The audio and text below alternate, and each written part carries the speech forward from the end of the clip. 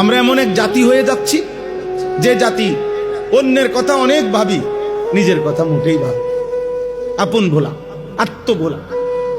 আমার কি হবে, আমার কি হবে, আমার কি হবে। কোরআনুল কারীমের মধ্যে যখন আয়াত নাজিল হয়েছে অকুদুহান নাস ওয়াল হিজারা, জাহান্নামের আগুনের মধ্যে লাকড়ির মতো ফেলা হবে মানুষ এবং জিন, পাথর। তাফসীরের মধ্যে আছে হযরত সালমান, একজন সাহাবী সালমান ফারসি রাদিয়াল্লাহু তাআলা আনহু, একটানা 3 দিন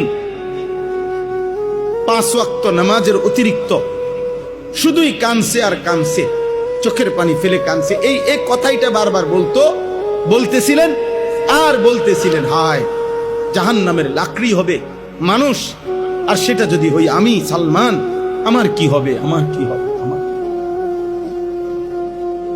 এই কথাইটা উনি 3 দিন টানা বলে কানতেছিলেন আর চোখের পানি ফেলতেছিলেন। 3 দিন পরে নবীজি তাকে ডাকছে, সাহাবাদের থেকে শুনছে যে সালমানের কান্নাই থামে না, সালমান শুধু কাঁদে আর কাঁদে। নবীজি বলছে, ওরে আমার কাছে নিয়ে আস। নবীজির কাছে আনার পরে নবী সাল্লাল্লাহু আলাইহি সাল্লাম জিজ্ঞেস করছে, সালমান কি হলো, আজ 3 দিন নাকি তুমি কাঁদতেছো সাহাবী, কেন? হযরত সালমান বলছে, ইয়া রাসূলুল্লাহ, আল্লাহ বলছেন জাহান্নামের আগুনের লাকড়ি হবে মানুষ, আর সে যদি হই আমি, আমার কি হবে, আমার কি।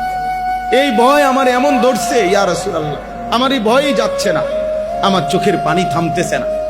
এই তখন আল্লাহ নবী সাল্লাল্লাহু আলাইহি সাল্লাম বললেন, সালমান, আমি ওয়াদা দিলাম জান্নাত তোমার জন্য অপেক্ষা করছে।